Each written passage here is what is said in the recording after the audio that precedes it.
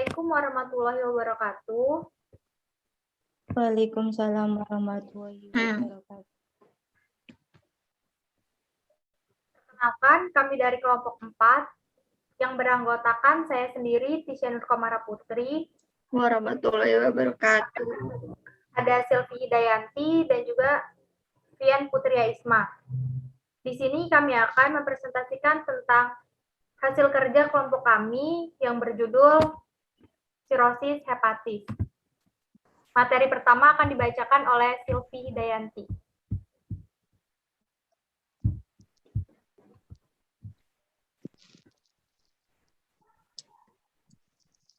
Sirosis adalah komplikasi atau stadium lanjut dari berbagai penyakit hati, berupa terjadinya kerusakan sel-sel hati yang membentuk jaringan parut atau fibrosis dan bersifat irreversibel. Perubahan struktur yang terjadi pada sirosis mengakibatkan fungsi hati menjadi tidak normal. Sirosis terjadi sebagai respon terhadap kerusakan pada hati. Ketika sel-sel hati berusaha memperbaiki diri dan dalam prosesnya membentuk jaringan parut.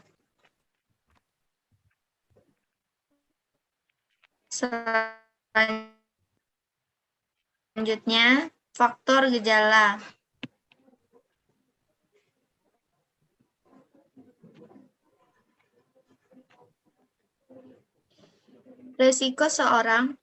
Faktor resiko. Resiko seseorang untuk terkena sirosis meningkat karena beberapa faktor, seperti konsumsi alkohol yang berlebihan, terlalu sering bergadang, dan kurang tidur. Selain itu, beberapa jenis makanan juga dapat meningkatkan faktor resiko tersebut, seperti terlalu banyak mengonsumsi makanan berlemak, makanan manis, cemilan yang tidak sehat, yang mengandung banyak pengawet. Selanjutnya dilanjutkan oleh Fian. Etiologi penyebab penyalahgunaan alkohol kronis, hepatitis viral kronis, hepatitis B dan C, penyakit liver non-alkoholik, akumulasi lemak liver, hemakromatose, penumpukan besi dalam tubuh, cystic fibrosis, penyakit Wilson, atresia biliar, galaktosemia. Selanjutnya, tanda gejala. Hati memiliki banyak peran penting pada tubuh. Yang paling utama adalah memproduksi zat-zat yang diperlukan tubuh seperti protein untuk pembekuan darah dan membuang zat-zat beracun yang dapat berbahaya bagi tubuh seperti obat-obatan. Ketika seseorang mengidap sirosis, kemampuan hati untuk melakukan tugasnya hilang. Hal tersebut disebabkan oleh berkurangnya sel-sel hati, sedangkan jaringan parut bertambah.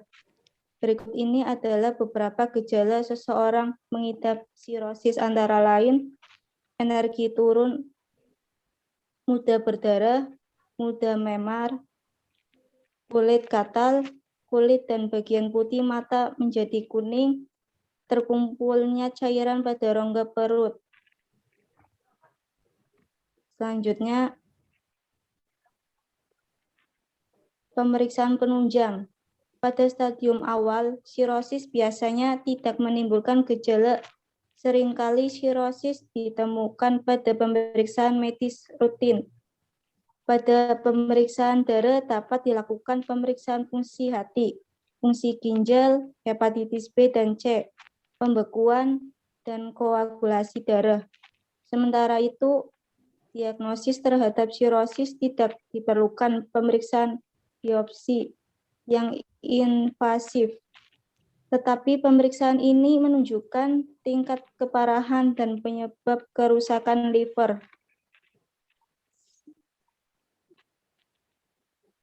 Selanjutnya yang akan dibacakan oleh Silvi.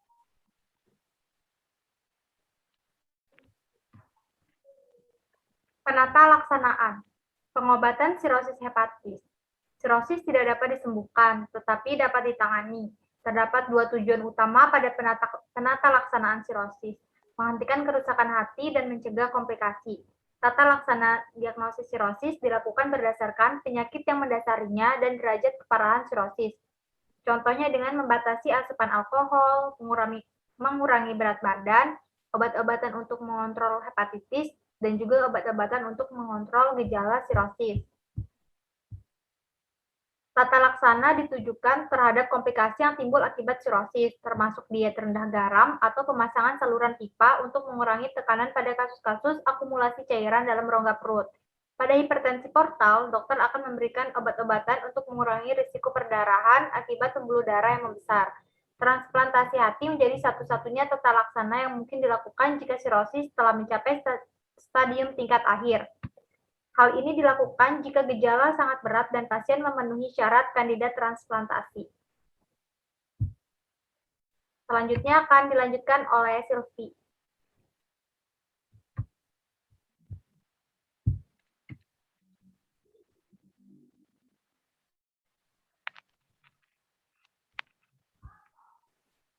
Pencegahan sirosis hepatis.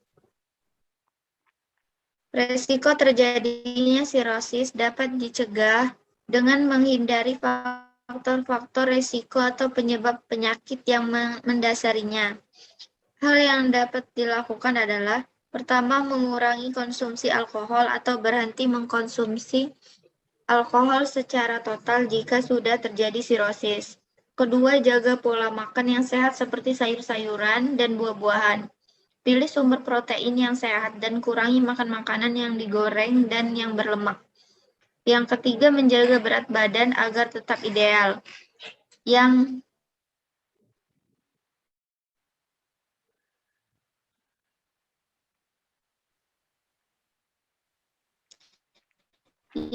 kelima, menghindari faktor-faktor yang meningkatkan risiko infeksi.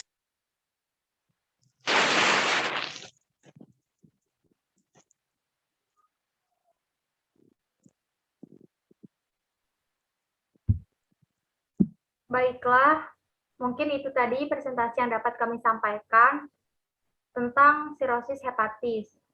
Apabila ada kesalahan dalam penulisan dan pengucapan, kami mohon maaf.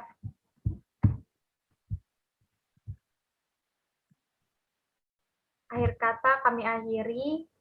Wassalamualaikum warahmatullahi wabarakatuh. Waalaikumsalam warahmatullahi wabarakatuh.